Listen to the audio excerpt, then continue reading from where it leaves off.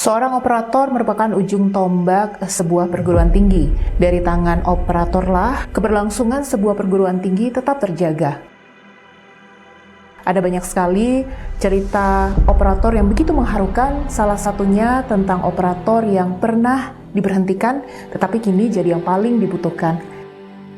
Waktu akreditasi nilainya merosot sampai digantikan oleh orang lain. Operator pergi dan datanya rusak. Jika memang perguruan tinggi ini ingin kita lanjutkan sama-sama, maka ini benar-benar harus dihandle dengan baik. Tugasnya banyak, tanggung jawabnya besar. Meski tak terlihat, pekerjaan operator merupakan pekerjaan yang mulia karena merupakan jantungnya data untuk semua perguruan tinggi yang ada.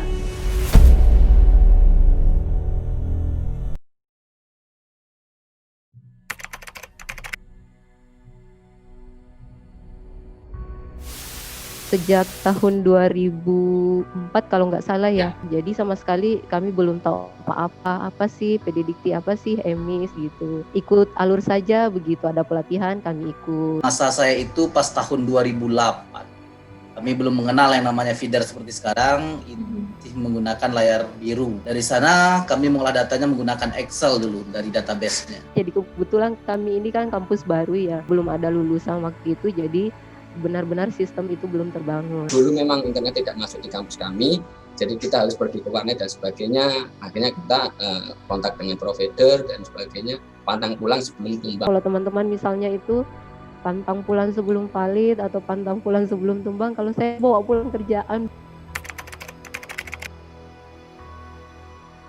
Saya selama menjadi operator itu punya anak 3, semuanya bayi kecil-kecil. Jadi kalau misalnya anak-anak sudah tidur tuh tengah malam ya, saya bangun, kemudian bekerja laporannya. Kalau misalnya anak saya bangun dan minta ayun, kebetulan saya siapkan ayun, saya sambil ayun gitu, sambil input laporan gitu. Saya itu kan cuma asisten dari operator awalnya. Kepala bagian operator saya justru malah keluar waktu itu resign. Jadi saya itu waktu sendiri, tapi dibantu juga dengan tim akademik. Operator pergi dan datanya rusak. Ditinggal pergi oleh operator, akhirnya saya dimasukkan tanpa bekal, tanpa apa, berangkat, pokoknya berangkat. 8 tahun yang lalu, kampus kita tuh ditutup pelaporan selama 1 tahun lebih. Jadi mahasiswa itu kan harusnya muncul sampai dengan 2012, tapi yang muncul cuma sampai 2010. Dari situ kita mulai memperbaiki, input satu persatu. Jadi dengan beban seperti itu, dengan gaji tidak memenuhi dan sebagainya, akhirnya banyak yang mundur. Nah, ketika kita mengadakan kumpul untuk pelaporan, menunjang pelaporannya 100% dan sebagainya, operatornya baru. Ya kita ngajari lagi dari awal. Kita ada pertemuan lagi ngajari dari awal dan sebagainya. Selalu saya sampaikan kepada pimpinan bahwasanya PDDikti ini benar-benar penting gitu. Jika memang perguruan tinggi ini ingin kita lanjutkan sama-sama, maka memang kita harus memulai dari awal, menatanya kembali. Setiap ada rapat, saya selalu mengusulkan bahwasanya ini benar-benar harus dihandle dengan baik. Terus saya sonding sampai akhirnya pimpinan memberikan ruang gitu. Operator adalah jantungnya perguruan tinggi. Ketika operator lagi ngambek, ada kejadian di salah satu PTKIS itu ada yang operatornya pergi, password dan usernya di bawah. Kelabakanlah, akhirnya muncul operator baru. Kalau itu kan mungkin hanya cerita secara lisan, padahal tuh aslinya sampai berdarah juga.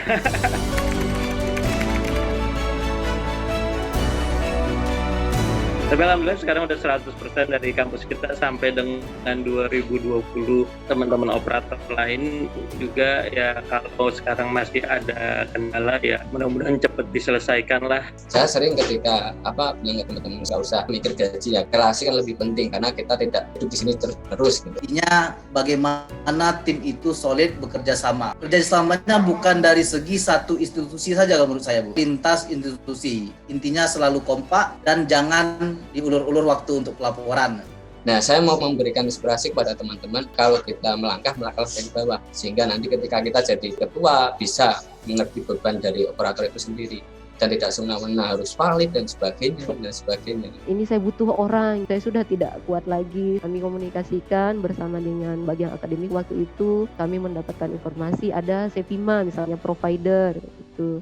Kemudian terjalinlah komunikasi sampai akhirnya bekerja sama. 2008 sampai 2014 Kami itu jumlahnya sampai 20 orang. Sekarang dengan bekerja sama dengan Sevima sudah terpangkas, tinggal cuma 4 orang atau 5 orang saja. Sekarang kampus Islam kan udah kerjasama dengan Sevima si akadnya. Ya, alhamdulillah itu juga membantu kita untuk proses KRS, KHS-nya, pelaporannya tinggal tarik pakai provider. Jadi kita tinggal upload atau tinggal upload. Jadi sih ya terima kasih juga buat Sevima yang udah membantu kita meringankan dengan aplikasi-aplikasi yang canggih. Satu hal lagi, saya berterima kasih kepada Sevima telah membuat acara sedemikian rupa sehingga memotivasi ini, Bu. Nah, nanti operator-operator ujung tombak dari setiap institusi dapat bekerja sama dengan baik, melaporkan semua pelaporan dengan tepat waktu. Terus semangat berjuang para operator video dikti, karena dari tangan Anda lah keberlangsungan sebuah perguruan tinggi tetap terjaga. Kami Sevima selalu siap membantu Anda. Sevima, revolutionize education.